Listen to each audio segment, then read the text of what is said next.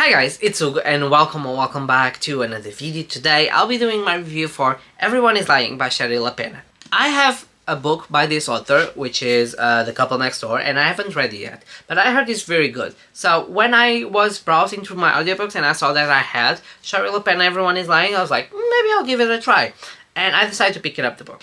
So the audiobook is narrated in several voices, I believe. At least you have different characters portraying from what I remember, or at least the voice is very different from character to character. The story of Everyone is Lying is about a girl who's gone missing in this town, and secrets start to unveil in every single one of the people involved in this town. So it's not a small town, but I believe that it's a neighborhood, the safe neighborhoods when everyone is quiet and things like that. So we have twists, secrets, and revelations and throughout the book. So you start with two main characters, more or less, which is the father of the child, who is having an affair with a woman. And those two are the main perspective, because he is the main suspect accused for the murder or the disappearance of her daughter, because he starts lying and not telling the police everything about the affair, about coming home early, things like that. And she is the main vision of not believing he's guilty because she's kind of in love with him, although she feels guilty about the affair. Throughout the book, we get a lot of different perspectives. The mother of the child, the agents, the father, the husband of the woman who is in the affair. I don't think we get the brothers. If you get the brothers, the brother of the girl who's missing, or the sons of the woman who is having an affair, it's very like one or two chapters, but you start getting chapters when every time the character is introduced. So each time that a new character appears, being on evidence, being on coming forward, or being a suspect, or because something is important, you get then 1-2 chapters about her backstory, about what he's feeling, what he sees. I remember you have this woman who comes in town because they say, oh, she has a weird kid, he's very weird because the kid has autism. And so the police goes there and she says, oh, you're here just because my son has autism. And then we get the perspective of her view, talking to her son and going to the police station to show the videos, because he has like a drone and he films. The story goes like that. So we have like the main perspectives of the detective, the father, the mother of the child, the mistress, and then we get scattered chapters along the book of other perspectives, of other stories, of other characters. I think the book was a great concept in terms of story, but I think it didn't deliver. I think it was super predictable. So when you start listening to the story and you start guessing what you're saying about the girl, she's very problematic, she has problems with humors containing her emotions, she's very demanding, explosive, a little bit like a brat but with some problems maybe. You get a sensation of, okay, I get a sensation of, I know what could happen. I got in on the spiral of, I don't know, the story didn't feel plausible for me to happen any other way. I always thought like, I don't think this is what happened. And when you get to, I believe, the middle, more or less like 60%, you get to discover what happened.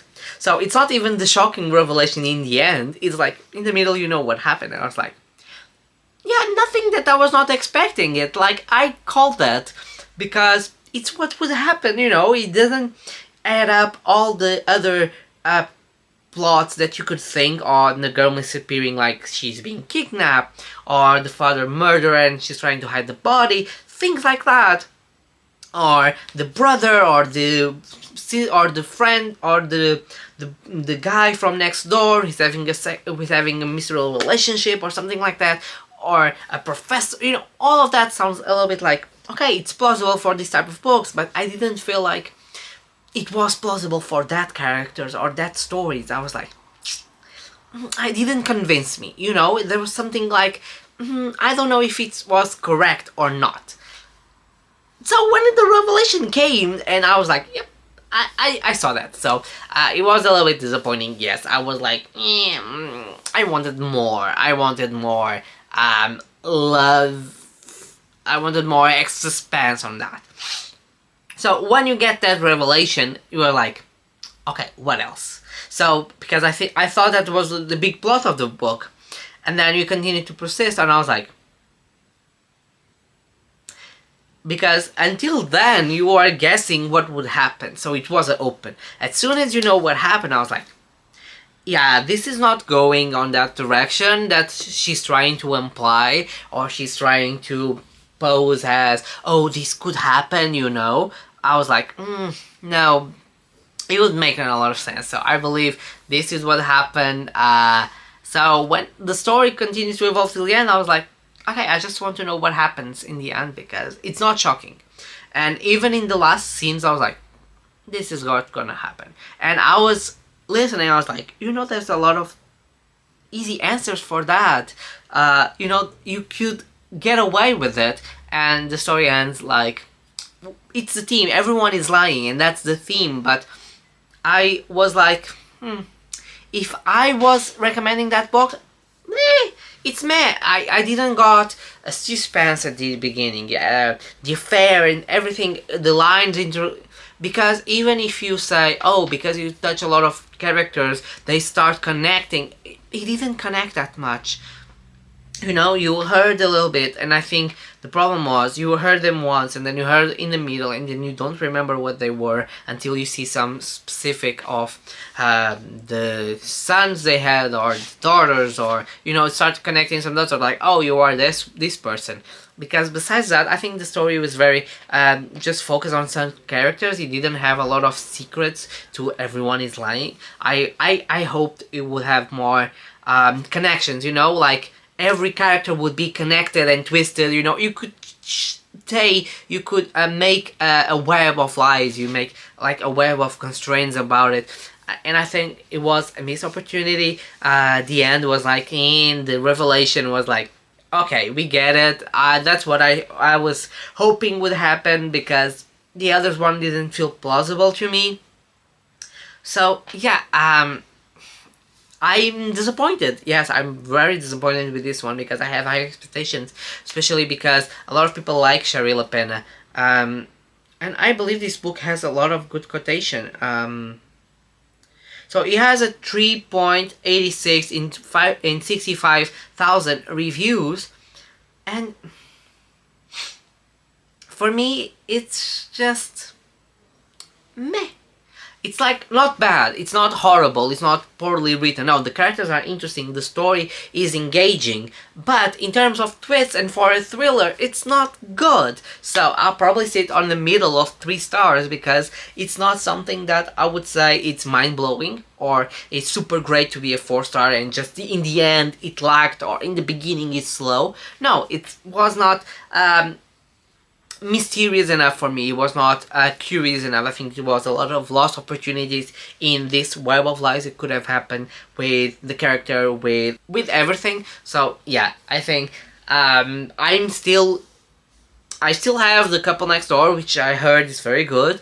I will still give it a try, and then we'll see, because I don't think if that's a myth, I will say. I don't think if an author writes like poorly books, especially in thrillers, you cannot write a good book later, or like, because it's such a different genre that each idea is different and it's executed. Because for instance, Peter Swanson has great books, but also has books that are very bad, or very like this one, like Every Vow You Break is very similar to this, is very predictable, and but he has others that are good. So I believe that each book is a book, especially in the thrillers. If you don't vibe with the writing or with the pace, it's one thing. But in terms of what do you expect, I think each book is a book, and each story is a story alone, and you can judge on that besides judging the author.